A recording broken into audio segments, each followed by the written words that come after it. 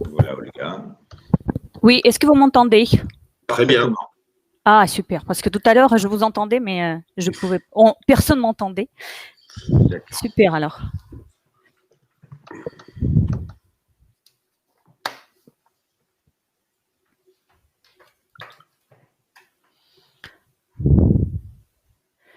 Ah, je vois que le speaker est là. Voilà, Ekaterina arrive. Екатерина, привет. Коллеги, доброе утро. Доброе утро. Hello. Доброе утро. Это у нас утро, у вас уже почти день. Ну, в общем-то, да.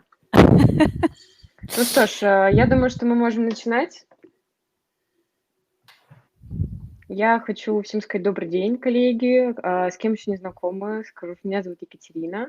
Я являюсь руководителем выставки Бивиали Moscow, посвященной производству всех видов напитков. Всех рада приветствовать на нашей технической конференции по виноградарству и виноделию. Сегодня вместе с нашими партнерами выставкой Vinitec Sifel во Франции в городе Бордо мы поговорим об оптимальном использовании теруара и методах определения даты сбора урожая. Такие важные темы мы сегодня обсудим с директором Союза виновин Жилем Брианцо, Вандой Ботнер, главным виноделом компании «Кубань Вино», Жан-Филипп Роби, исследователь и преподаватель университета по виноградарству и виноделию в городе Бордо, и Лоран Жени, который тоже является исследователем и преподавателем этого университета. Также с нами на связи будет замечательная Ольга Шеви, которая прекрасно знает французский язык и переведет нам речь спикеров. Коллеги, всем доброе утро. У вас сейчас действительно утро, потому что разница у нас 2 часа. Всем слушателям вебинара хочу также сказать, что все вопросы вы можете задавать в чате. Наиболее важные, интересные мы зададим спикерам после каждой презентации. Вот, что ж, я, наверное, передаю слово Жилю и Ольге. Bonjour, bonjour à tous.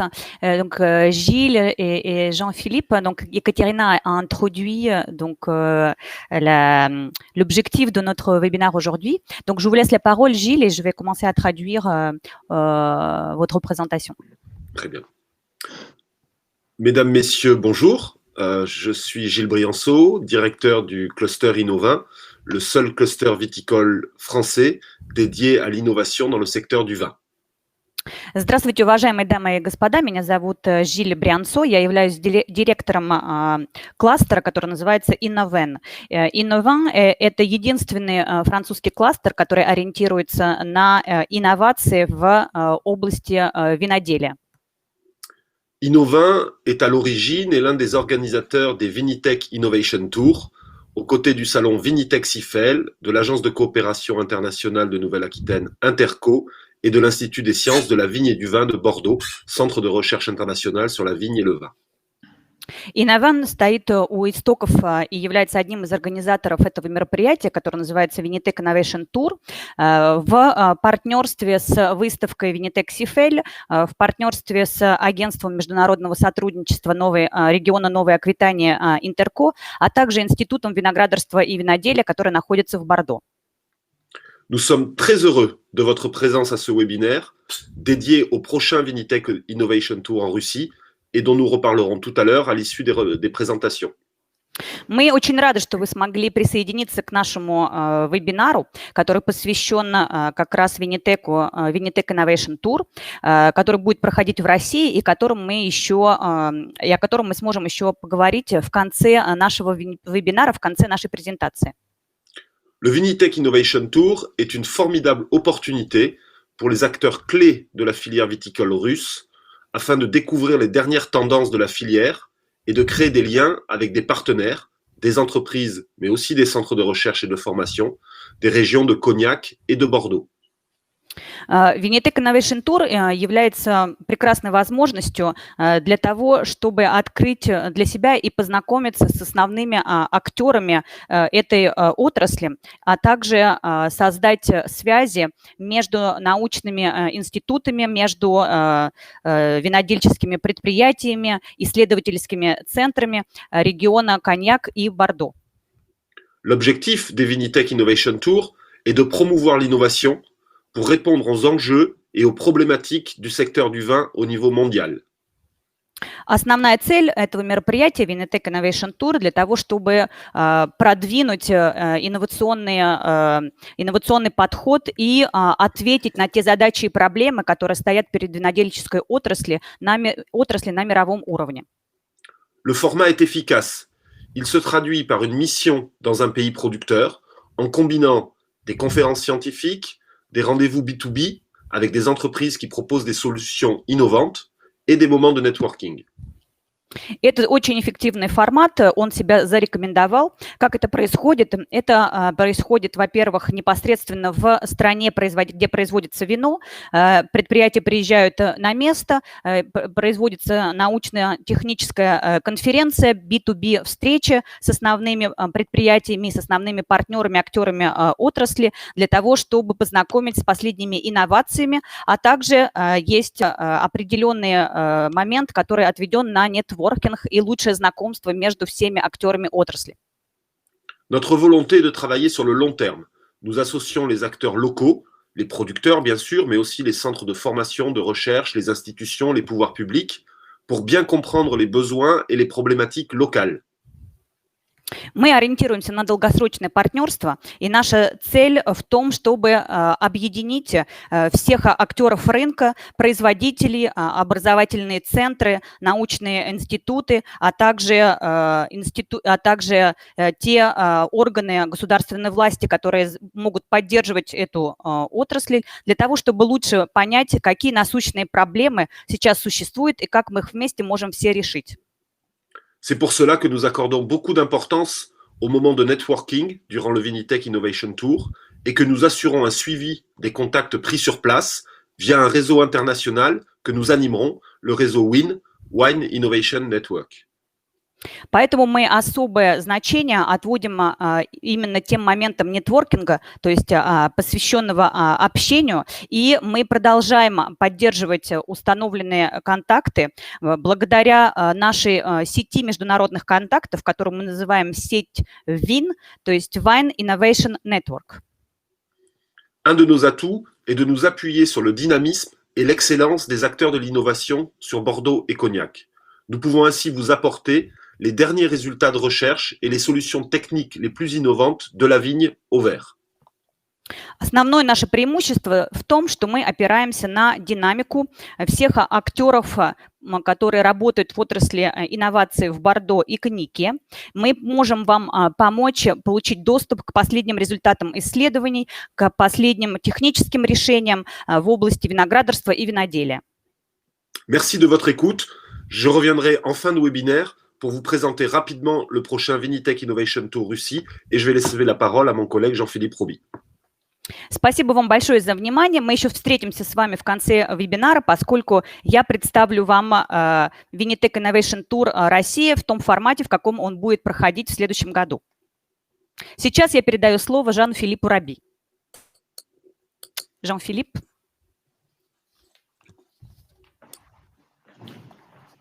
Mesdames et messieurs, bonjour. Je vais vous présenter en quelques mots les outils à disposition des viticulteurs pour valoriser au mieux leur terroir. Здравствуйте, уважаемые дамы и господа. Меня зовут Жан-Филипп Роби, и я представлю вам в течение нескольких минут, как мы можем работать с терруаром. Alors, je ne vois pas mon diaporama à l'écran. Екатерина. Екатерина, можно презентацию, пожалуйста, Жан-Филиппа? D'accord.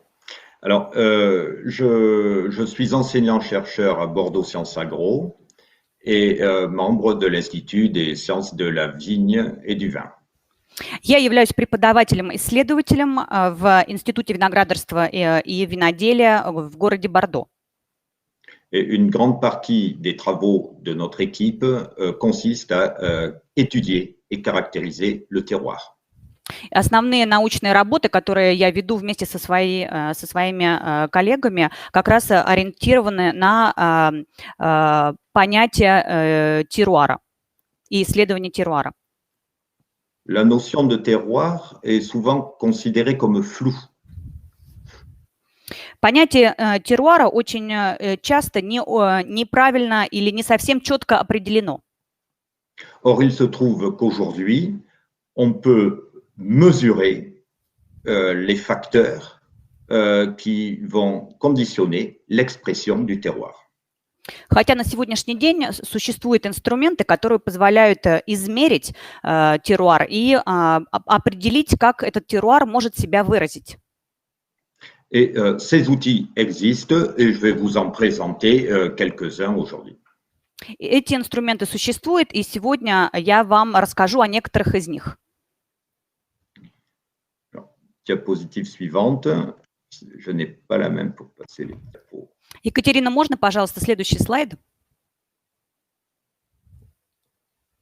Quels sont les facteurs clés de l'expression du terroir? Какие же существуют ключевые факторы для выражения терруара? Le premier d'entre eux, c'est la phénologie. Первый фактор – это фенология. C'est-à-dire l'expression des différents stades de la vigne, comme le débourrement, la floraison, la véraison ou la maturité. Это означает, что речь идет про различные фенологические стадии в созревании, в выражении винограда. То есть речь идет про образование почки, про начало цветения, про начало созревания и так далее. Et cette phénologie, elle est dépendante avant tout du climat, puis du sol et enfin de la vigne. Эта фенология зависит, во-первых, от климата, от почвы и от самого винограда. Le deuxième facteur clé, c'est le régime hydrique. Второй фактор – это наличие воды. Il est dépendant essentiellement du sol. Этот фактор в основном зависит от почвы. Et en particulier des capacités d'enracinement de la vigne. А также, в частности, от способности растения развить свою корневую систему. Mais il dépend également du climat. Но зависит также от климата. De la vigne elle-même et de son porte-greffe. От винограда и от подвоя. Et bien évidemment des facteurs humains. И большую роль, естественно, играет человеческий фактор. C'est-à-dire toutes les décisions techniques qui sont prises au vignoble par l'homme. Человеческий фактор – это все те решения, которые приняты человеком во время выполнения работ на виноградниках. Et le troisième facteur clé de l'expression du terroir est certainement le statut azoté. И третий важный фактор – это наличие азота или азотный статус. Il dépend essentiellement du sol. Зависит от почвы. Mais de la vigne et sa capacité à mobiliser l'azote. От винограда и от способности растения потреблять, содержать азот. Et bien évidemment des facteurs humains. И, естественно, также большую роль играет человеческий фактор. Diapositive suivante. Пожалуйста, Екатерина, можно следующий слайд? On se pose souvent la question du climat et existe-t-il un climat idéal pour produire des grands vins?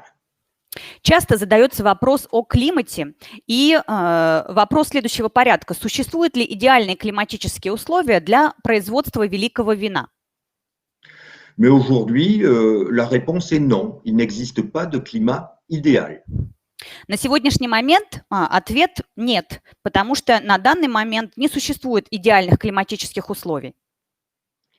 Les grands vins produits, et pour certains depuis des siècles, dans les différentes régions d'Europe, voient des vignobles qui sont dépendants de conditions climatiques très différentes. На сегодняшний день те великие вина, которые произведены в Европе и производились в Европе на протяжении нескольких уже столетий, они все зависят от климата, но климат во всех этих регионах был совершенно разнообразный и разный. Je pense à la région de Tokaj en Hongrie ou la vallée du Rhin pour les Riesling, sont des régions très différentes des régions du sud, comme le Piémont italien ou la région de Bordeaux, par exemple. Если мы возьмем различные регионы, такие регионы, как, например, Токай, если мы возьмем, например, южные регионы, то во всех этих регионах климат совершенно разный, однако эти регионы способны производить великие вина. Et cela nous permet de comprendre que chaque variété de vigne a des exigences climatiques très différentes. Что это означает? Это позволяет нам понять, что различные сорта имеют различные требования в отношении климата. Alors, comment faire pour correctement adapter une variété à un pédoclimat donné, c'est-à-dire au sol et au climat d'une région? Возникает вопрос, как же поступить, как сделать так, чтобы сорт соответствовал педоклиматическим условиям своего региона? Diapositive suivante. Пожалуйста, можно следующий слайд? L'objectif pour avoir une forte expression du terroir, c'est avant tout que les variétés atteignent leur pleine maturité à la récolte. Основная цель, чтобы достичь и получения великих вин, в том, чтобы виноград мог полностью вызревать, то есть достигать своей полной спелости. Et donc, il faut que les baies de raisin n'arrivent pas trop tôt à maturité en saison. Это означает, что нужно добиться, чтобы ягоды не созревали слишком рано в сезон. Un des objectifs majeurs de la viticulture de terroir serait, dans l'hémisphère nord, de récolter à pleine maturité des baies entre mi-septembre et mi-octobre, fin octobre. Основная цель, например, для северного полушария, это добиться того, чтобы уборка урожая не начиналась раньше, чем указанный на слайде период, то есть где-то с 10 сентября до 20 октября. Diapositive suivante. Следующий слайд, Екатерина, пожалуйста. Les éléments clés pour contrôler cette phénologie sont le statut hydrique et le statut azoté. Основные элементы для того, чтобы контролировать этот фактор, это наличие воды или гидритный статус и азот. Et l'on peut affirmer que tous les grands vins du monde sont produits sous conditions déficitaires, soit en eau, soit en azote. И мы можем точно сказать, что все великие вина, которые производятся в мире, они производятся в условиях дефицита. Либо дефицита воды, либо дефицита азота. Alors, diapositive suivante. Екатерина, можно следующий слайд? Comment mesurer le déficit hydrique? Nous avons... Как измерить нехватку воды или дефицит воды? On peut réaliser à l'aide d'une chambre à pression des potentiels hydriques. Можно этот дефицит измерить с помощью камеры давления. Et ça sur la vigne en place, en pleine végétation. И это на виноградниках, которые уже высажены. Mais nous disposons aussi aujourd'hui d'un outil, d'une mesure qu'on appelle le delta C13. Но также у нас есть инструмент для измерения, который мы называем дельта 13C. Qui permet sur les mous de raisin obtenus ou sur l'alcool du vin de mesurer le déficit hydrique cumulé entre la véraison et la maturité. Который позволяет на основе сусла измерить гидритный потенциал, накопленный гидритный потенциал виноградника в период с начала созревания до полного созревания винограда. Alors, diapositive suivante. Следующий слайд, Екатерина. Nous pouvons voir sur cette diapositive qu'il est aujourd'hui possible de cartographier le déficit hydrique sur une exploitation viticole, sur un vignoble. На этом слайде представлена возможность визуального отображения гидритного потенциала определенного участка виноградников. Et vous voyez que sur le graphique, sur la carte du haut de la diapositive, les zones de déficit sévère hydrique correspondent aux sols les plus déficitaires en eau. И вы видите, например, в левом верхнем, на левой верхней картинке, что те участки, где не хватает воды, соответствуют определенному типу почвы. Alors, diapositive suivante. Следующий слайд, пожалуйста. En ce qui concerne le statut azoté, Что касается азотного статуса, on peut affirmer qu'un faible régime azoté permet d'obtenir des raisins rouges de grande qualité. мы можем с точностью сказать, что слабый режим содержания азота может дать ягоды на красных сортах высокого качества. Un régime azoté modéré est privilégié pour l'obtention des grands vins blancs.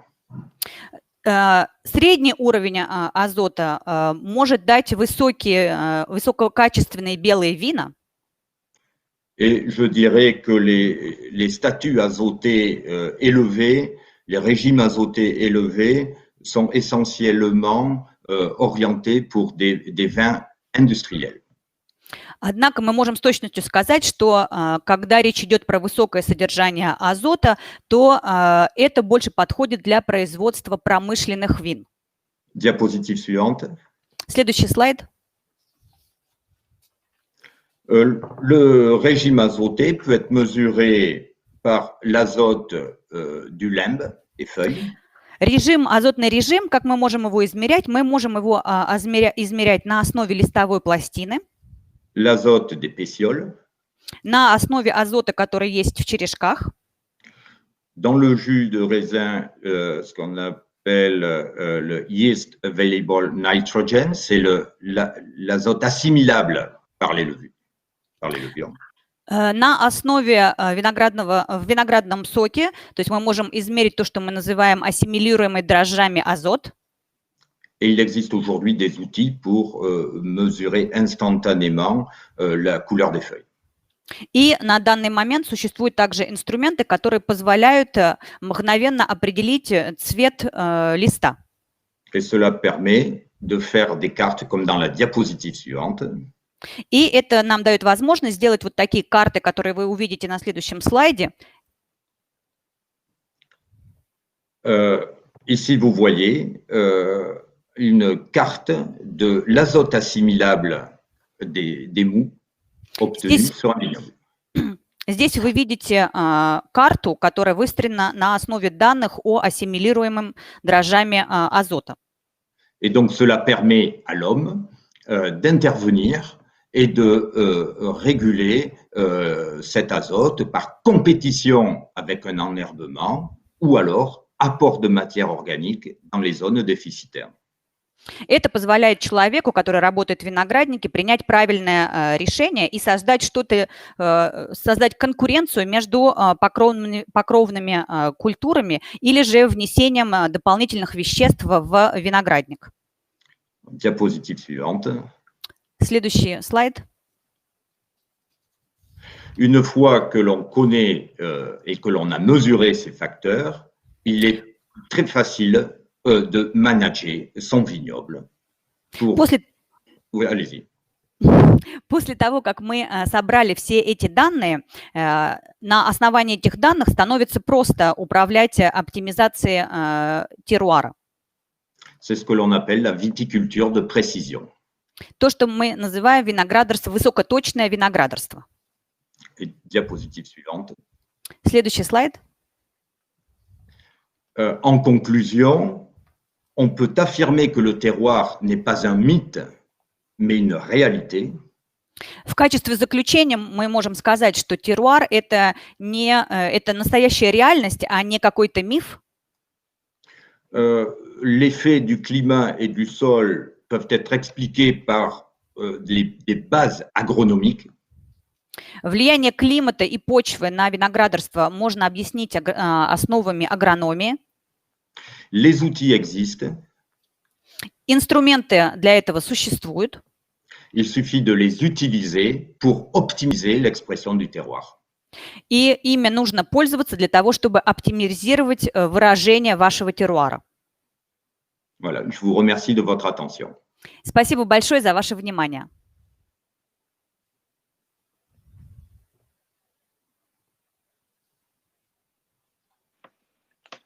Коллеги, спасибо большое за прекрасное выступление.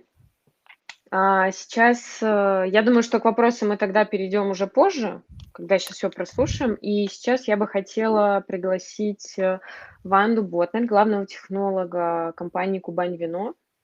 Ванда, здравствуйте. Donc, merci beaucoup, Jean-Philippe, pour votre présentation et intervention. Donc, maintenant, on passera aux questions à la fin de cette présentation. Et maintenant, on passe au speaker russe, donc, qui est donc Vanda. Bonjour, Vanda. Добрый день, уважаемые коллеги, уважаемые дамы и господа.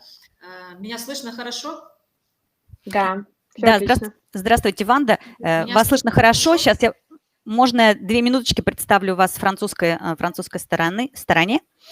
Donc, nous sommes avec le speaker côté russe. Donc, c'est le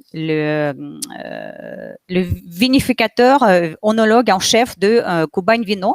Donc, et donc, on passe la parole à Vanda.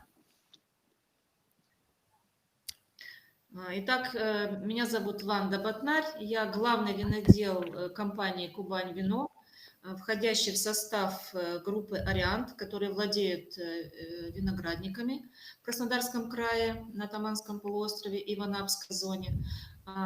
Также им принадлежит 3 завода по производству вина. Первый – это Центр энологии, где происходит, собственно говоря, переработка винограда. Будете переводить, Ольга? Или мне можно еще говорить? Нет, давайте я переведу. Donc, bonjour à tous. Je m'appelle Vanda Ботнарь. Donc, je suis onologue en chef de Kuban Vino qui fait partie donc du groupe Ariant. Kuban Vino a 3 unités de production. Donc, d'abord, c'est un centre onologique qui se situe donc dans la région de Krasnodar, Центр энологии. Вторая площадка – это центр классического виноделия. Donc, ensuite, и центр индустриального виноделия. Центр классического виноделия и центр? И центр индустриального виноделия. Donc, ensuite, donc, nous avons donc, le centre donc, énologique, ensuite donc, le centre dédié à la production des vins classiques et, забыла, извиняюсь, последний центр. Центр индустриального виноделия. Et le centre de production des vins industriels. Центр энологии располагается в станице Тамань, в самом сердце наших виноградников на Таманском полуострове, где и происходит переработка всего винограда, поступающего с полей, и выработка виноматериалов для всех наших площадок.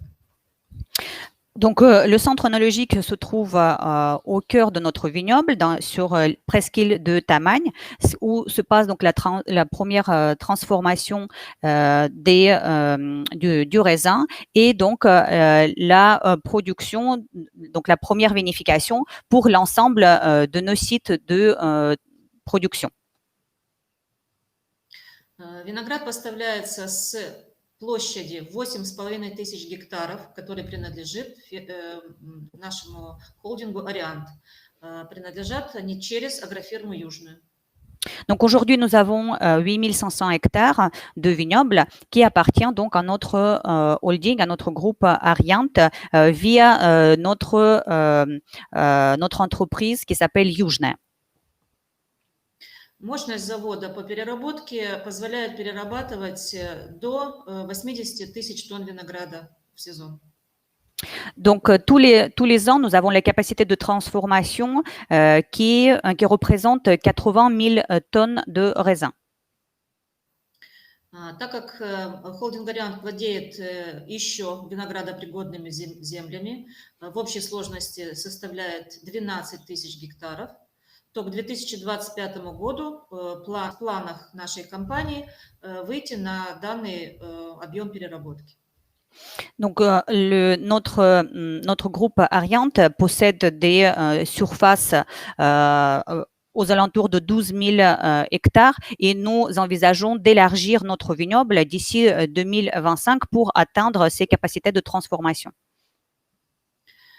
Освоение этих территорий обеспечено нашим технологично оборудованным питомником. Это самый крупный питомник в России и, наверное, во всей Европе. У нас мощность по производству саженцев позволяет получить до 6 миллионов саженцев в год. Nous allons pouvoir augmenter notre capacité donc de surface de vignoble grâce notamment à notre pépinière qui est une des plus grandes peut-être même en Europe parce que nous avons la capacité de produire 6 millions de plants par an. Питомник оборудован всем необходимым оборудованием и своей лабораторией, сотрудники которой непрерывно осуществляют контроль за качеством саженцев, за их способностью к росту, к ассимиляции в наших условиях. И это самое главное, потому что саженцы, которые были в свое время приобретены из-за рубежа, не всегда могут освоиться здесь на 100% приживаемости.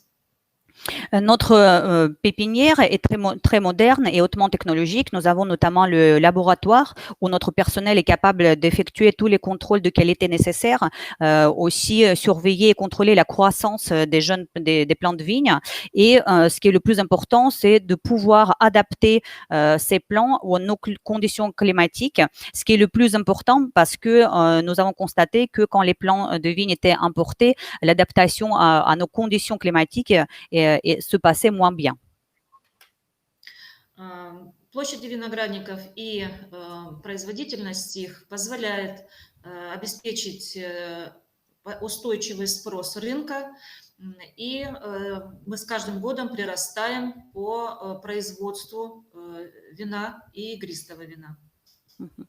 Donc, grâce à nos capacités de production, nous pouvons répondre à la demande croissante de marché, notamment en tout ce qui concerne donc, les vins tranquilles et aussi les vins effervescents. В этом году сезон уже закончился. Мы сейчас, конечно, еще уточняем объемы винограда, но это в пределах 62 тысяч тонн винограда мы переработали. Donc maintenant, pour cette année, la saison est terminée et nous sommes en train de voir quels étaient les résultats de cette saison. Mais déjà, à ce stade, nous pouvons dire que nous avons transformé près de 62 000 tonnes de raisins. Объемы производства нашего предприятия, как я сказала, с каждым годом растут. В 2019 году мы выпустили порядка 60 миллионов единиц продукции. В этом году у нас будет, я с оптимизмом смотрю на цифры, около 62 миллионов.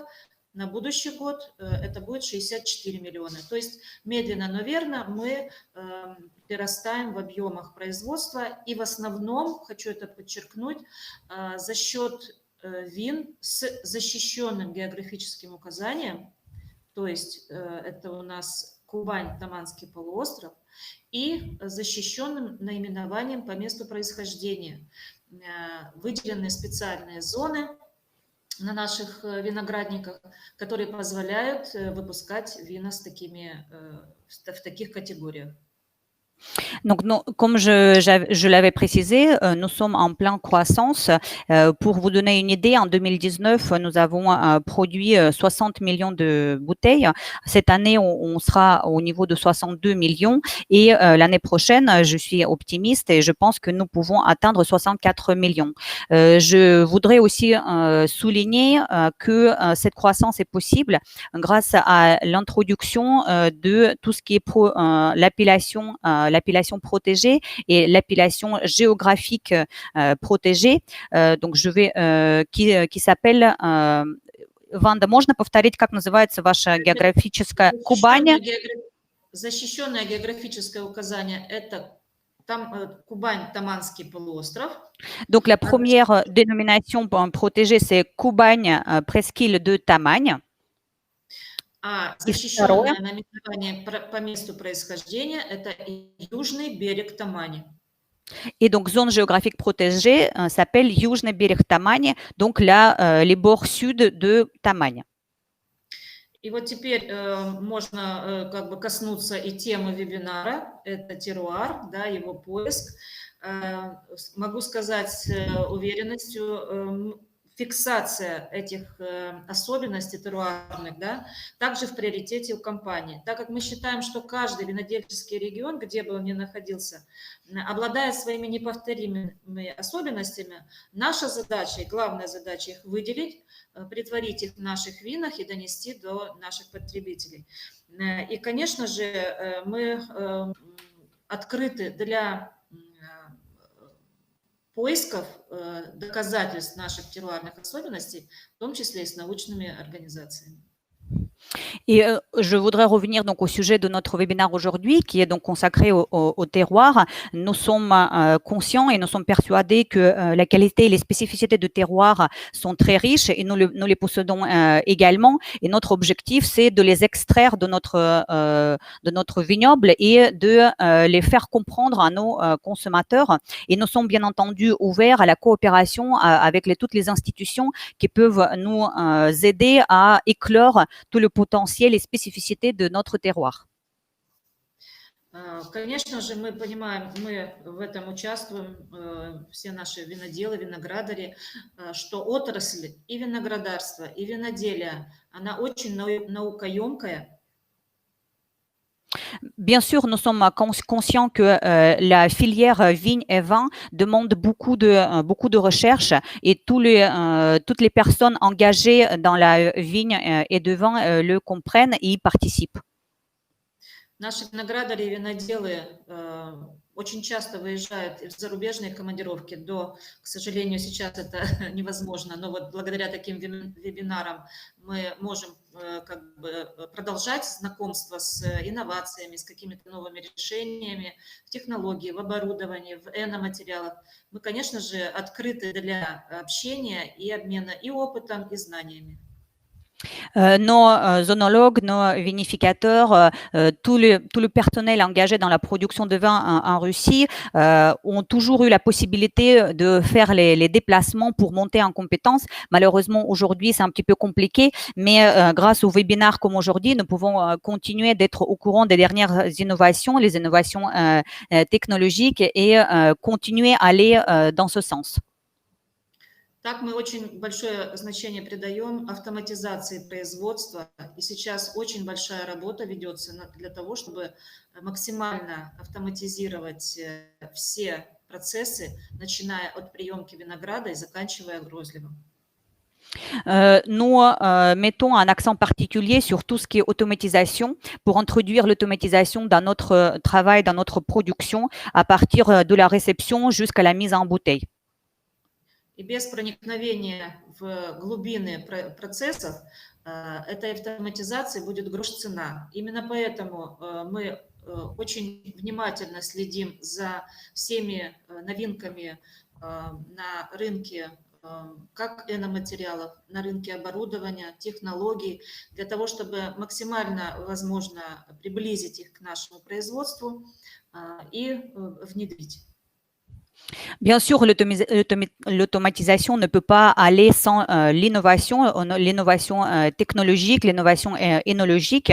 C'est pourquoi nous voulons en fait réunir et donner une synergie à tous ces processus pour aussi les adapter à notre réalité de travail.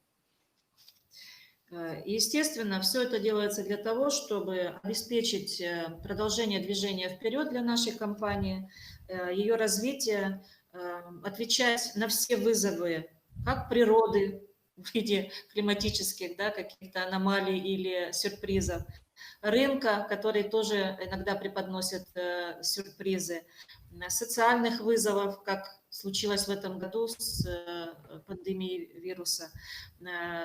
Площадки вот для встреч и знакомства с такими новшествами мы держим на контроле, всегда готовы в них участвовать и встречаться с нашими коллегами. Nous sommes conscients qu'il faut aller de l'avant et contribuer à la croissance. Nous sommes conscients aussi qu'il y a beaucoup de défis qui se présentent à nous, les défis climatiques, les enjeux économiques et les enjeux de marché, mais aussi les enjeux sociaux, comme on l'a vu avec la crise de Covid. Et nous sommes toujours enthousiastes et prêts pour continuer à participer aux plateformes d'échange comme on le fait aujourd'hui pour travailler et aller tous dans le même sens de croissance. Спасибо большое организаторам за приглашение поучаствовать в этом вебинаре. К сожалению, я больше не могу вам уделить внимание. У нас сейчас как раз проходят дегустации выработанных виноматериалов, что очень интересно и очень важно. Merci beaucoup aux organisateurs de m'avoir donné la parole et la possibilité de participer à ce webinaire. Malheureusement, je dois vous quitter parce qu'il y a une dégustation justement des vins premium qui m'attend et c'est aussi très important pour nous. Если у кого-то возникли вопросы, можете их прислать организаторам, они нам перешлют, и мы с удовольствием ответим. Спасибо большое. Donc, si vous avez des questions, vous pouvez les envoyer aux organisateurs et ce sera avec joie qu'on va y répondre. Et merci encore beaucoup pour votre attention. Ванда, спасибо огромное.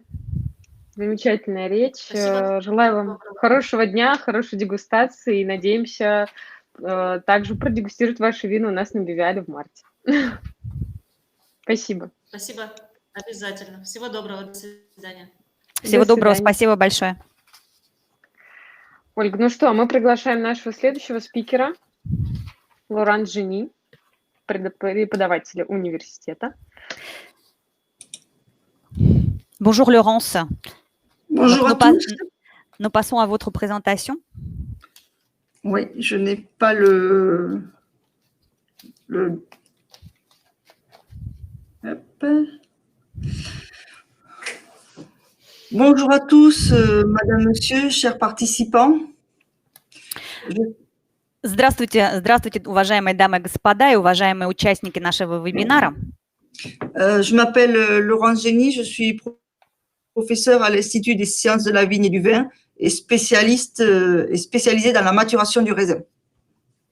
Меня зовут Лоранс Джени, я являюсь преподавателем-исследователем, преподаю в Институте виноградарства и виноделия и Университете Бордо и являюсь специалистом по созреванию винограда. Donc ici, nous allons aborder les principes de management et de gestion de la maturation du raisin. Сегодня мы с вами рассмотрим основные принципы в управлении созреванием винограда. Et nous allons seulement parler des concepts de gestion et pas des pratiques et des approches techniques. Сегодня мы поговорим больше о концепции управления, а не о самих инструментах, которые с этим связаны. Diapo suivante, j'ai pas le... Следующий, можно слайд, пожалуйста. Donc, tout d'abord, commençons par un petit point de vocabulaire, car souvent, le viticulteur confond maturation, maturité et date de vendange. Начнем с уточнения определений, потому что очень часто виноградари и те, кто работает в виноградниках, они путают терминологию. Идет путаница между созреванием, зрелостью и датой уборки. La maturation, c'est un processus physiologique qui se déroule sur plusieurs semaines. Созревание – это физиологический процесс, который происходит в течение нескольких недель. Et qui permet de transformer le fruit vert, dur, acide et peu sucré. и который позволяет трансформацию ягоды, зеленой, жесткой и кислой ягоды, en un fruit coloré, souple, sucré et avec des notes florales ou fruitées. в окрашенный мягкий фрукт с содержанием ароматов цветочных или фруктовых ароматов. Ce processus est indispensable pour le viticulteur, mais il rend le fruit plus sensible à la pourriture. Этот процесс является обязательным и является очень важным для виноделов, но этот процесс также является опасным. Почему? Потому что фрукт имеет повышенную чувствительность к гнили. Diapo suivante. Пожалуйста, можно следующий слайд? Donc, ce processus de maturation va aboutir à un état physiologique appelé maturité. Этот процесс созревания приведет к состоянию, которое мы называем состояние зрелости. Maturité. Cette maturité, c'est le moment où les composés d'intérêt vont être optimum pour la production du vin. Это состояние зрелости означает, что в этот момент все интересующие нас компоненты достигли своего оптимального состояния для производства вина. Mais cet état de maturité va arriver à des moments différents selon le terroir et le type de vin recherché. Но это soстояние зрелости, оно возникнет в разные моменты в зависимости от климата и в зависимости от терруара. Selon le type de vin, le viticulteur ne va pas rechercher les mêmes composés d'intérêt. В зависимости от того, какое вино вы хотите получить или вы хотите произвести, интересующие компоненты будут разными. Sur cette diapositive, vous avez les composés d'intérêt majoritairement recherchés pour les vins blancs et les vins rouges. На вот этом слайде, который вы сейчас видите, вам представлены основные компоненты, которые необходимы, которые могут интересовать вас в плане производства либо белого, либо красного вина. Il est donc très important de bien identifier le type de vin que l'on souhaite faire pour choisir et caractériser les composés d'intérêt majeurs du raisin. Поэтому очень важно определить, какой тип вина вы хотите произвести для того, чтобы выделить те компоненты, которые вас интересуют, и чтобы правильно их охарактеризовать. Diapo suivante. Следующий диапозитив. Ce processus de maturation est le résultat du fonctionnement de la plante.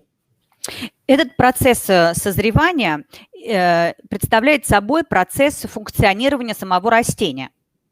Il est lié au cépage, aux conditions de culture et environnementales. Это связано с характеристикой самого растения, связано также со средой и агротехнологией. Il y a 3 étapes principales pour le développement du fruit et l'accumulation des composés d'intérêt. Есть основные этапы для накопления этих интересующих нас компонентов. Mais un point essentiel dans le cadre de la réflexion du management de la maturation, c'est d'obtenir une vendange homogène. Но самым главным компонентом является достижение однородности урожая. Et un des premiers points d'une vendange de qualité, c'est l'homogénéité des baies et des grappes. И один из самых главных параметров качественного урожая – это достичь как раз однородности самой ягоды и однородности кисти. D'où l'intérêt, par exemple, d'avoir des cartes, comme l'a présenté Jean-Philippe, pour identifier des zones avec des maturations différentes. Именно поэтому есть смысл и интерес составлять вот такие карты, как вы видели с Жаном Филиппом, чтобы определить зоны, где созревание будет происходить в разный период. Diapo suivante. Следующий слайд. Donc, pour arriver à ces objectifs, il y a 3 règles de management. Для того, чтобы достичь этих трех целей, есть основные правила управления процессом созревания. Premièrement, l'identification des objectifs de production en termes de quantité et de qualité du vin désiré. Первое правило – это определить цели в плане количества и качества в зависимости от того типа вина, который вы хотите произвести. Ensuite, un suivi analytique des paramètres biochimiques et texturaux de la baie. Затем регулярное аналитическое наблюдение за биохимическими параметрами, а также за текстурой ягоды. Et puis, la création d'un réseau de maturation comme outil d'aide à la décision. А также создание сети наблюдения как инструмент для принятия решения. Diapositive suivante, s'il vous plaît. Следующий слайд. Donc, le premier point, c'est de bien définir quels sont les paramètres œnologiques qui sont essentiels pour le type de vin choisi. Значит, первый фактор, первый параметр – это определить, какие энологические параметры являются самыми главными в зависимости от того, какое вино мы хотим произвести. Donc, comme la baie est un fruit composé de plusieurs tissus, les composés œnologiques ne sont pas répartis de la même manière dans tous les tissus. Поскольку сама ягода у нас состоит из нескольких тканей, все эти энологические компоненты распределены неравномерно внутри ягоды. Il faudra donc définir quels sont les composés prioritaires et identifier le tissu dans lequel ils s'accumulent. Это означает, что нужно определить, какие компоненты являются для нас приоритетными, и определить, в каких тканях эти компоненты находятся, содержатся. Cela va définir le type de maturité que l'on aura à suivre pour définir ou décider la date de vendange. Это означает, что мы должны определить, какой тип созревания нам необходим, который мы пытаемся достичь, для того, чтобы правильно определить дату уборки. La maturité technologique et la maturité aromatique, si on s'intéresse à la pulpe. Если нас интересует мякоть, здесь речь будет идти про технологическое созревание. La maturité phénolique et aromatique, si on s'intéresse à la pellicule et au pépin. Созревание фенологическое и ароматическое, если нас интересует больше пленка и косточки. Et la maturité texturale, si l'extractibilité ou la sensibilité aux pourritures est importante. А также текстурное созревание, если нас больше интересует экстрагируемость и чувствительность к гнили. Et pour chaque maturité, il existe des outils analytiques spécifiques. Для каждого типа созревания есть свои аналитические специфические инструменты. C'est la diapo suivante. Мы переходим на следующий диапозитив.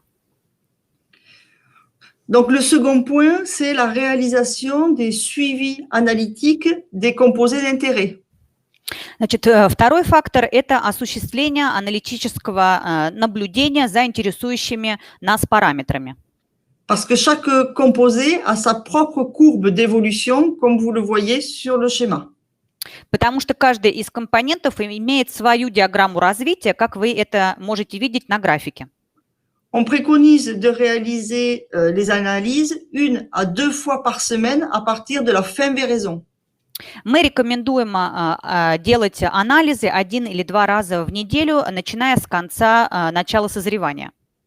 Pour tous les vins, on suivra les paramètres analytiques au minimum des sucres et de l'acidité. Для всех вин мы будем наблюдать за аналитическими параметрами, как минимум будет вестись наблюдение за сахарами и параметрами кислотности. Pour les vins rouges, il est intéressant de rajouter les paramètres liés à la couleur et à l'extractibilité. Для красных вин есть смысл добавить параметры, которые связаны с наблюдением за цветом или за экстрагируемостью.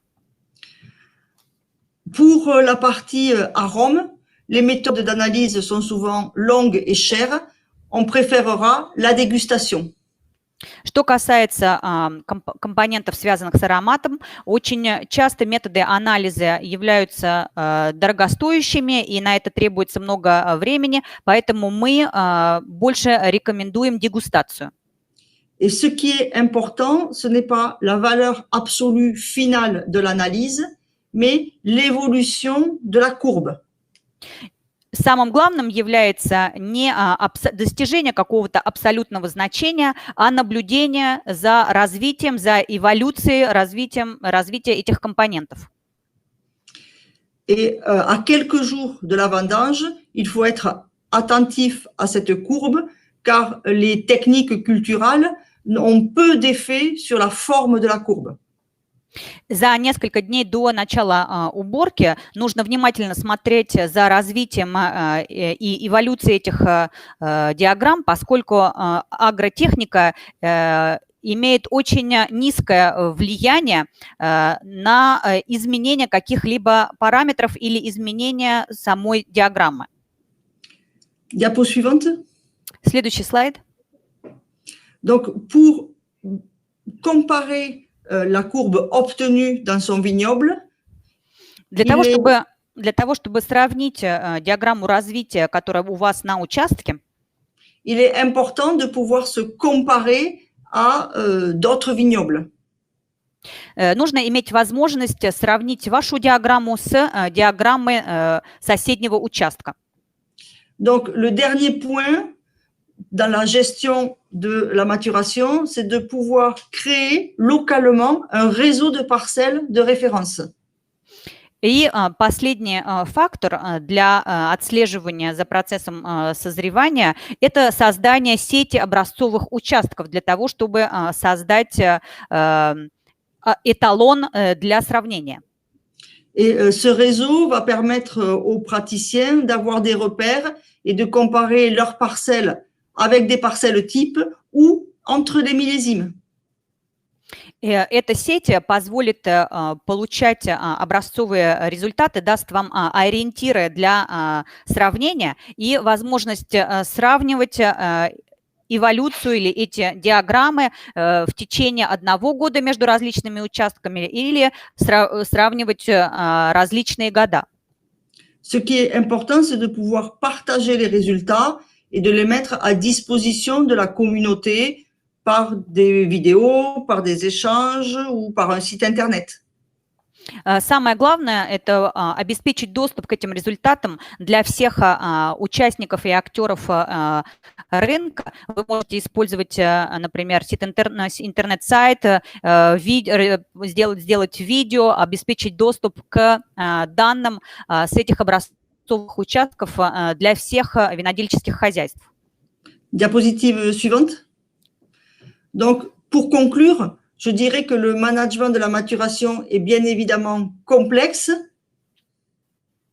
И в заключение я хотела бы сказать, что менеджмент или управление созреванием – это очень комплексный подход. Parce que le processus physiologique est contrôlé par plusieurs paramètres.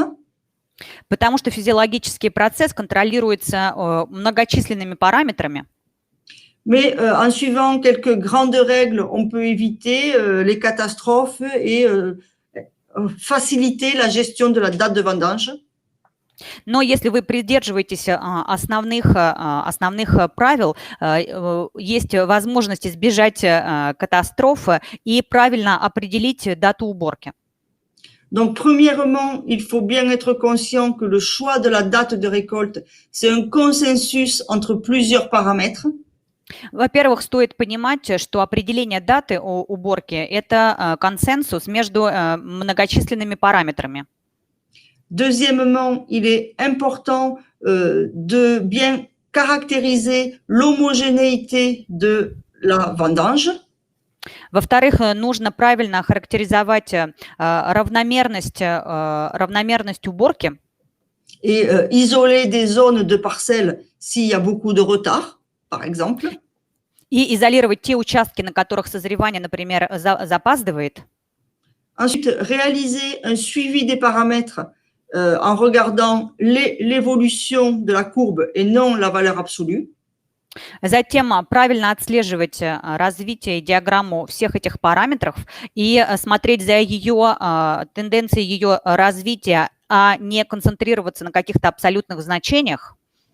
Et ensuite, pouvoir suivre ces paramètres par rapport à des repères au niveau local ou régional. И отслеживать развитие этих параметров по отношению к тем ориентирам, которые вы сами создали на местном или региональном уровне. Diapo suivante. Je vous remercie pour votre attention et si vous avez des questions, vous pouvez me contacter à ce mail. Спасибо вам большое за внимание, интерес к этой теме. Если у вас возникнут вопросы, здесь указан адрес электронной почты, и вы можете задать ваши вопросы. Merci. Спасибо большое.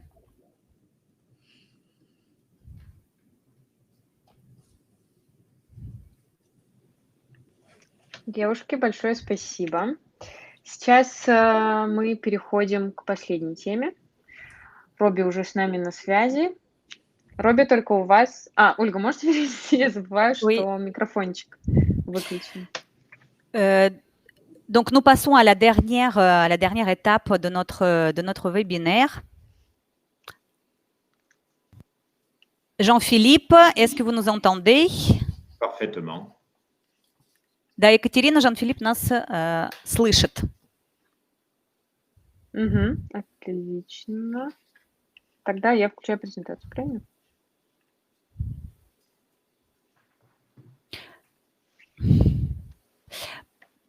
Может быть, у нас Жиль должен выступать, потому что презентация Жиля. Вообще, да.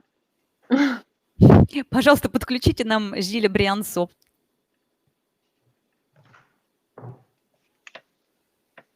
Так, он здесь, Жилю нужно только включить камеру, микрофон.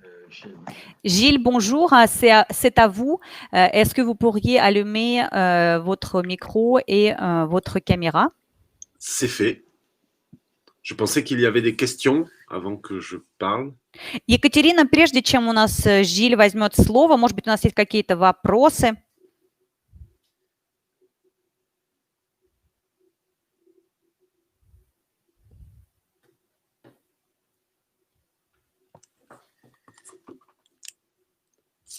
Parce que je peux faire la conclusion, mais après, c'est fini. Екатерина, у нас есть какие-то вопросы в чате? Да, друзья, не стесняемся, пишем вопросики в чате, если таковые имеются. Да, Антон. Вот Антон. Можно вопрос? Можно. Конечно, можно. Хотелось бы еще отметить всем слушателям, если у вас есть какие-либо темы, которые мы, например, сегодня не обговорили, но вы хотели бы о них послушать, то вы нам обязательно об этом пишите и во время вебинара, после. Мы уже с организаторами тоже будем обговаривать и поговорим, возможно, об этом на следующих вебинарах. Вопрос у нас к Робби.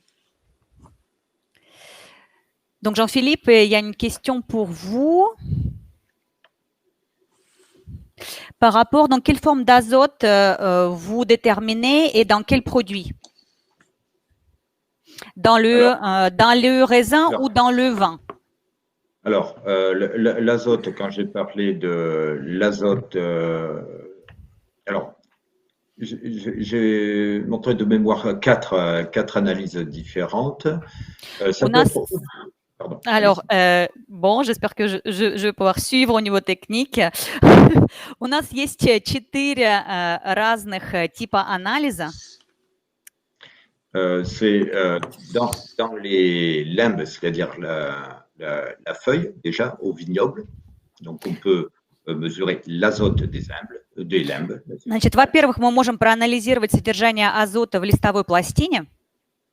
On peut aussi, par des outils dits de proxy-détection, mesurer la réflectance des feuilles, la réflectance, on va dire la couleur.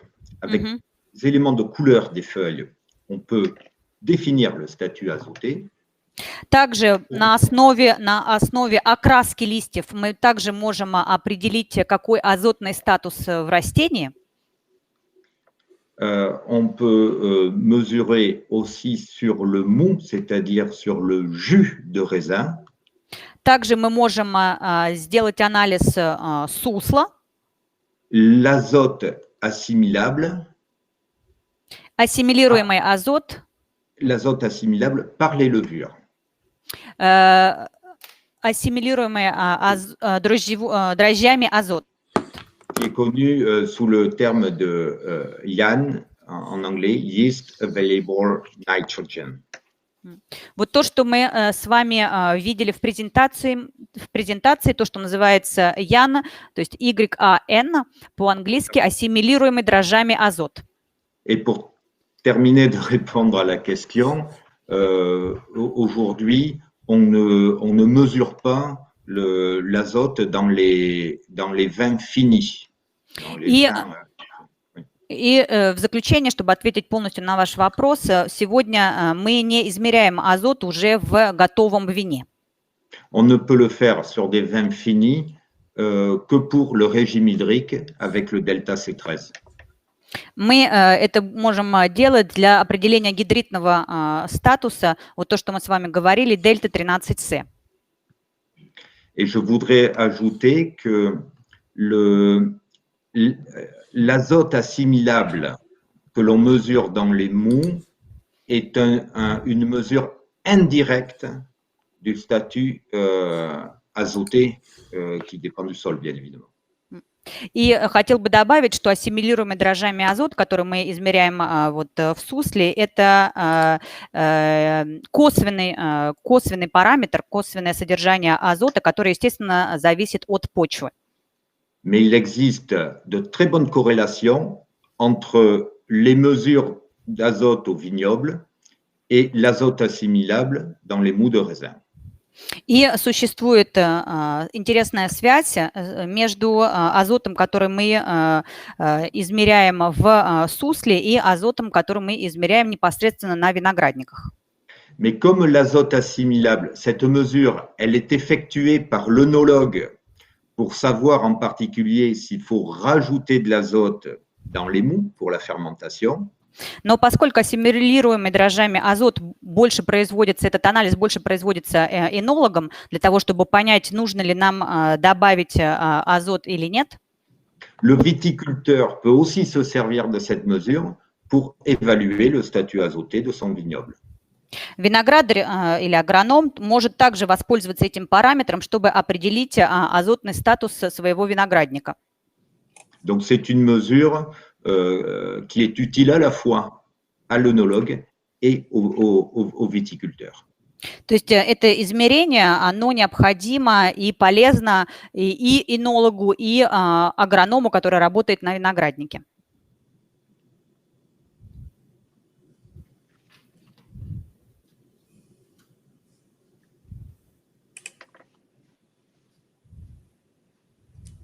Merci beaucoup, Jean-Philippe, pour votre réponse. Коллеги, у нас есть еще один вопрос, не адресован пока никакому спикеру. Ну, Ольга, я думаю, что вы поймете, кому лучше задать.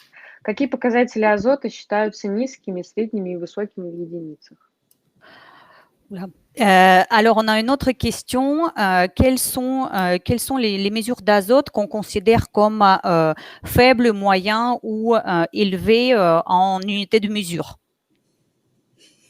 D'accord. Alors, ça dépend des produits que l'on veut obtenir, bien évidemment, mais je dirais que l'œnologue au Puvier va essayer de travailler entre 150 170 mg par litre pour les vins de haut de gamme et pour assurer une fermentation complète et aboutie.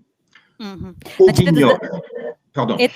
Это зависит от продукта, с которым вы работаете, но я бы сказал, что энолог работает с такими показателями, как 150, 160, 170 грамм на литр для высококачественных вин. au vignoble, des valeurs inférieures à 100 mg montrent un déficit azoté avéré.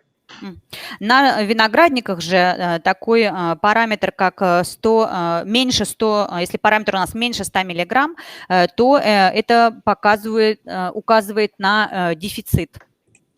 Mais cette valeur, ce seuil va être favorable pour l'obtention de vins rouges concentrés. Но это будет положительный показатель для достижения красных вин, концентрированных красных вин. L'œnologue devra tout simplement rajouter de l'azote en cuve. Энологу нужно будет просто добавить азот уже непосредственно в емкости. Mais s'il s'agit d'obtenir des vins blancs, en particulier pour favoriser l'expression des thiols, если же мы говорим про белые вина для того, чтобы добавить выражение, des seuils de 200, c'est-à-dire le double de la valeur, peuvent être des objectifs viticoles. то тогда мы можем вести речь про такие параметры, как 200. То есть это может составлять одну из энологических целей в работе. Quand on se retrouve à des valeurs de 50 ou 60 mg par litre, il y a un déficit qui peut être jugé trop sévère, à la fois au vignoble et au chai. Если же мы говорим про такие параметры, показатели, как 50-60 миллиграммов на литр, то мы можем это рассматривать как очень большой дефицит и на виноградниках, и непосредственно уже на винодельне. Donc, ces seuils au vignoble dépendent bien évidemment du produit final, c'est-à-dire du vin que l'on veut obtenir. Естественно, все эти показатели, эти параметры на содержание азота на виноградниках зависят от того, какой финальный продукт вы хотите получить.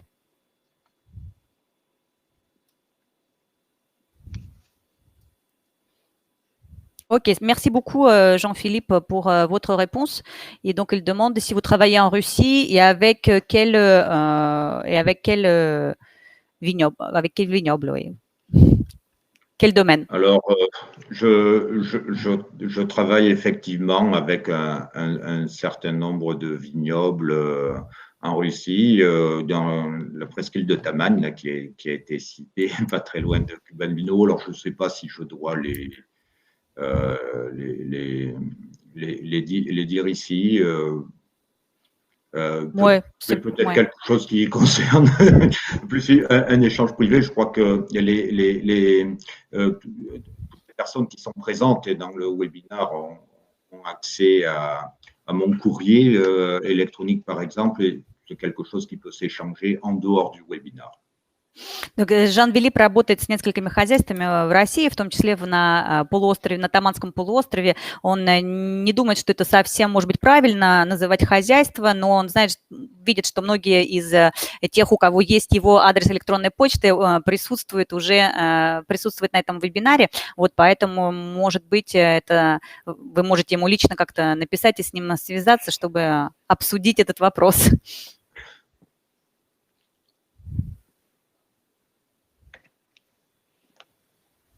Коллеги, спасибо большое за ответы на вопросы. Я думаю, если еще у кого-либо есть вопросы, пишите, мы обязательно их озвучим. И что, мы продолжаем? Приглашаем Жиля. Так, у нас еще, видимо, есть вопрос. Простите.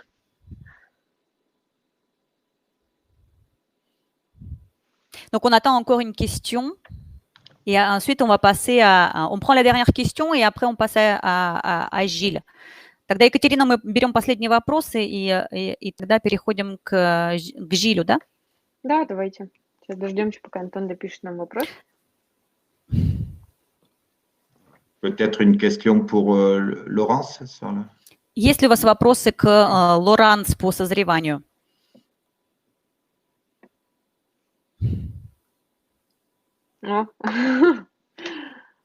Вы как знали?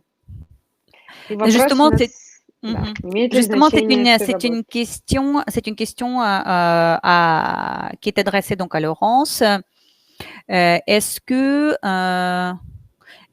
donc pour la transformation, est-ce que la forme de la grappe et son homogénéité a de l'importance? La forme de la grappe ou la forme de la baie? Quelle est La la forme de question? la grappe, non de la grappe. Non, la forme de la grappe n'a pas d'importance pour la transformation, puisqu'il y a de l'éraflage en général. Par contre, l'hétérogénéité des baies, oui. Значит, чтобы ответить на вопрос, заданный по равномерности грозди, Лоранс говорит, что мы ведем речь скорее не про равномерность грозди, а про равномерность самой ягоды, потому что у нас во время переработки идет грозди отделение, поэтому больше имеет действительно большое значение равномерность формирования самой ягоды. Puisque s'il y a des baies très mûres sur la grappe et des baies qui ont du retard et donc qui seront moins mûres, on va avoir un éraflage plus ou moins qualitatif. Поскольку если у нас на одной грозди будут хорошо созревшие ягоды, а на другой не совсем дозревшие ягоды, то, естественно, у нас будет переработка менее качественная. Et ensuite, l'extractibilité des composés d'intérêt va également être variable selon l'évolution de la pellicule. И экстрагируемость у нас также будет разной в зависимости от созревания самой пленки на ягоде. Si on veut éviter ces différences, il faut faire du tri. Нужно особое внимание определять в таком случае к сортировке винограда в момент переработки. Donc, soit au moment de la vendange manuelle, soit ensuite à la réception au niveau du conquet avec les différents systèmes de tri-baies. Первая сортировка непосредственно на виноградниках во время уборки и последующая сортировка уже во время приемки винограда. Est-ce que j'ai répondu? Oui, apparemment, c'est bon, c'est répondu. C'est bon. Merci. Okay, спасибо большое вам за вопрос, Антон.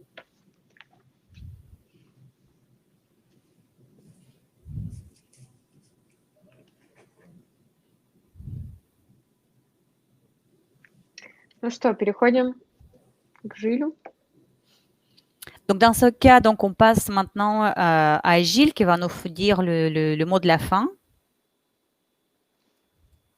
Так, вот еще был вопрос Юрина, но давайте уже тогда после выступления Жили к нему вернемся. Хорошо? Окей. Ирина, мы зададим ваш вопрос после выступления Жиля. Merci Katharina, merci Olga. Avant de clore ce webinaire, je voulais à tous vous remercier de votre présence et remercier également les intervenants qui ont réussi à apporter beaucoup d'informations en un temps réduit. Спасибо всем большое за участие. Также хотел бы отдельно поблагодарить спикеров, которые постарались в краткосрочный период времени передать вам максимум полезной информации. Je souhaite aussi, avant de vous laisser repartir à vos activités, vous présenter le programme du prochain Vinitech Innovation Tour qui aura lieu fin mars en Russie à l'occasion du salon Bevial à Moscou. Я хотел бы вам представить программу, которая будет в Vinitech Innovation Tour, то есть в конце марта в России на площадке Bevial Москва. Le Vinitech Innovation Tour se déroulera en 2 temps. D'abord avec une présence sur le salon Bevial à Moscou, puis un événement au cœur du vignoble à Krasnodar.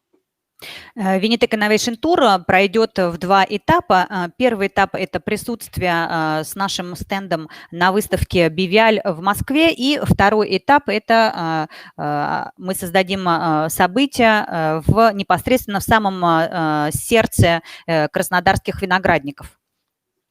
À Moscou, vous aurez l'occasion de rencontrer des entreprises françaises qui proposent des solutions innovantes pour la filière vitivinicole russe. В Москве у вас будет возможность встретиться с французскими предприятиями, которые предлагают инновационные решения для отрасли виноградарства и виноделия в России. Nous organiserons également une conférence qui mêlera des aspects techniques et scientifiques sur des thématiques plutôt liées au marché et à son développement, notamment dans un contexte post-Covid.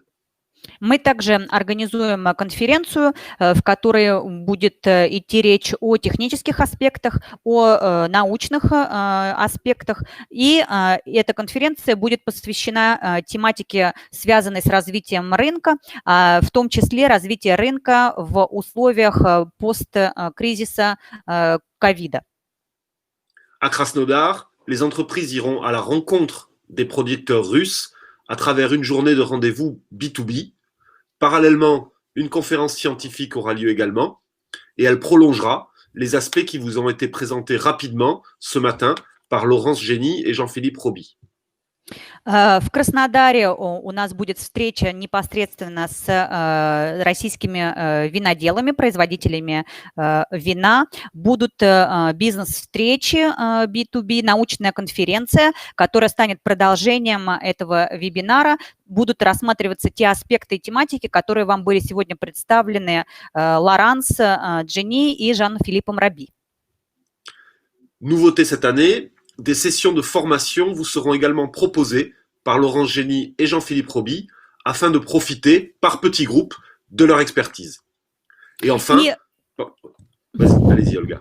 Новинкой этого сезона станет организация мастер-классов или таких мини-обучающих ателье, которые будут под руководством наших экспертов Лоранс Джени и Жаном Филиппом Раби для того, чтобы помочь вам в мини-группах получить дополнительную экспертизу. Enfin, nous aurons également l'occasion de nous retrouver avec les autres acteurs de la filière, des officiels, les acteurs de la recherche et de la formation, par exemple, pour un moment plus convivial d'échange et de networking.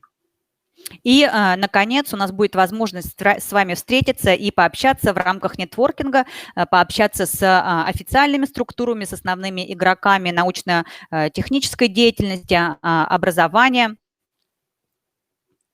C'est donc un programme riche, intense et connecté avec vos problématiques que nous vous proposons. Как вы видите, мы предлагаем вам богатую, насыщенную программу, которая связана с теми проблемами, которые вы встречаете в вашей повседневной деятельности. On espère évidemment que la situation sanitaire internationale permettra à cet événement de se dérouler tel que nous le voulons. Мы надеемся, что международная санитарная ситуация позволит нам создать эту программу, осуществить эту программу в той форме, в которой мы надеемся ее реализовать. Vous recevrez dans les mois à venir des informations sur ce Vinitec Innovation Tour. Et en attendant, n'hésitez pas à nous contacter pour toute question relative au Vinitec Innovation Tour, notamment pour nous faire part de vos besoins concrets et des solutions qui vous intéressent particulièrement. В ближайшие месяцы вы получите дополнительную информацию касательно реализации Vinitec Innovation Tour. Вы можете направлять ваши вопросы, в том числе можете передать нам те насущные проблемы и необходимость, в которых возникает в течение вашей работы, те решения, которые вам могли бы стать интересными, и мы постараемся обязательно это учесть и ответить на ваши вопросы.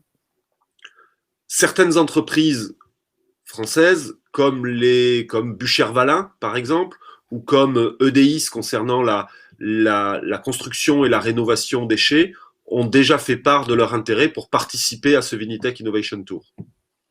Такие французские компании, как, например, Bûcher Valin, производитель прессов и техники для приемки и переработки винограда, а также компания EDIS, которая является инжиниринговой компанией для строительства винзаводов, уже выразили свое желание участвовать в этом мероприятии. Merci encore une fois de votre écoute, de votre présence. Merci à Olga pour la traduction très efficace. Bonne journée et à bientôt donc. Спасибо большое за ваше внимание, за ваше участие. Спасибо Ольге за эффективность перевода и до новых встреч. Et donc, nous avons une question, je pense que Irina a posé une question plutôt pour Laurence. Est-ce qu'on peut, je traduis la question, est-ce qu'on peut retarder l'accumulation du sucre en modifiant la conduite du vignoble?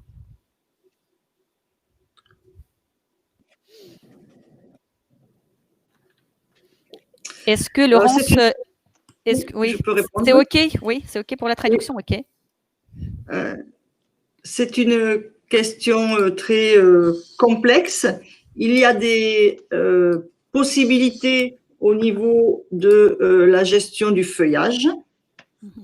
Значит, вопрос, который задала Ирина по поводу, как можно ли затормозить накопление сахара, изменяя систему ведения лозы. Значит, Лоранс говорит, что это комплексный вопрос, потому что можно, например, изменить положение листвы на кусте. En réduisant la surface foliaire ou en modifiant l'épaisseur de la haie foliaire pour rendre les feuilles moins exposées au soleil. Например, снижая площадь листовой пластины или ее толщину, для того, чтобы снизить ту листовую поверхность, которая непосредственно представлена на солнце. Mais ces techniques ont des inconvénients par rapport à la pérennité de la souche et pour les années suivantes. Но эта техника представляет также определенные недостатки, в том числе недостатки в плане долговечности виноградного участка. Ou alors elles peuvent avoir, notamment pour l'augmentation de l'épaisseur de la haie foliaire, des problématiques par rapport au microclimat et aux pathogènes des feuilles. Это может также сказаться на патогенном состоянии участка и на патогенном состоянии листьев на кусте. On peut aussi travailler avec le rendement. Можно также работать или влиять на концентрацию уборки. Mais là aussi, il peut après y avoir des inconvénients au niveau de l'entassement des grappes. Но может также быть отрицательное воздействие в плане накопления или утрамбованности гроздей.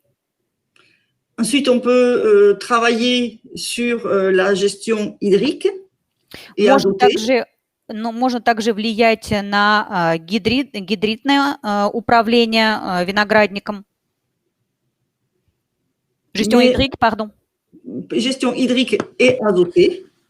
Гидритное состояние и азотное состояние. Pour plutôt favoriser le développement foliaire et retarder la maturation. Для того, чтобы, наоборот, способствовать развитию листьев и таким образом задержать созревание. Mais au final, ce qu'il faut avoir, c'est une vision globale du management de la parcelle. Но в итоге правильным подходом будет как бы глобальное видение к управлению виноградным участком. Parce que s'intéresser juste à un paramètre cultural, ce n'est pas suffisant. Потому что если мы концентрируемся только на одном агротехническом параметре, этого недостаточно. il faut faire un bilan de toutes les pratiques culturelles et gestion du sol de la parcelle.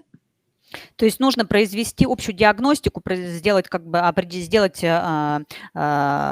баланс всего вашего участка.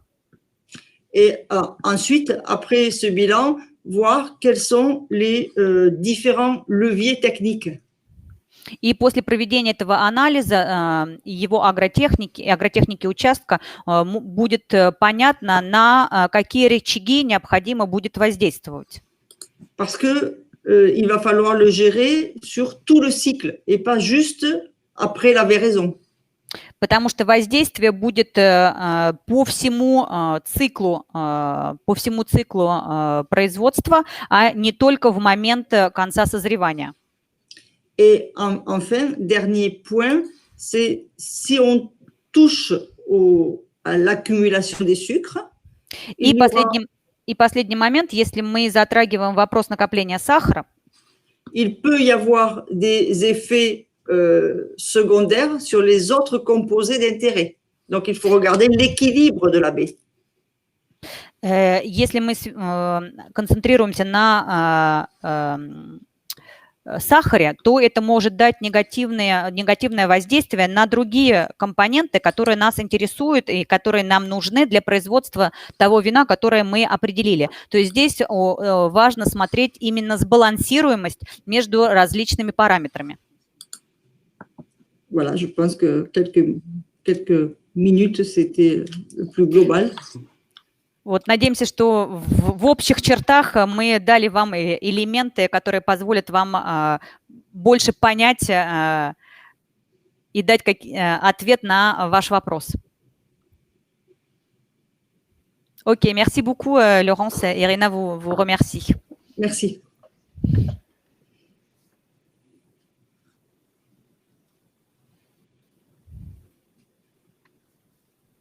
Ну что ж, друзья, если вопросов больше нет, мы, наверное, будем отпускать наших замечательных спикеров. Также со своей стороны хочу сказать, что поскольку есть большой интерес к нашим французским коллегам, то с их позволения мы публикуем их контакты у нас на сайте в разделе «Деловой программы», чтобы у вас всегда был доступ и возможность задать любой вопрос, и коллеги могли помочь вам. Всем огромное спасибо за посещение. Будем также рады получить ваши отзывы, насколько понравилось вам, какие темы еще интересны. Мы всегда рады помочь и готовы откликнуться и сделать дополнительные мероприятия, вебинары на интересующие темы. Вот, всем большое спасибо и до новых встреч.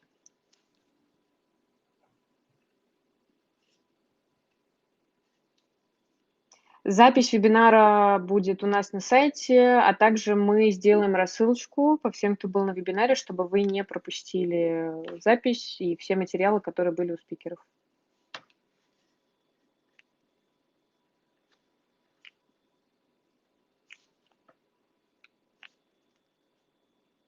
Все, подключаюсь.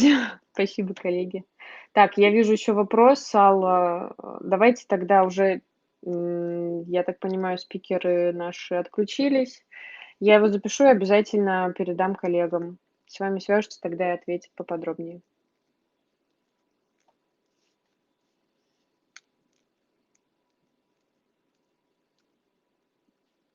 Вот, все. Всем спасибо, никого не задержим. Увидимся на следующих вебинарах.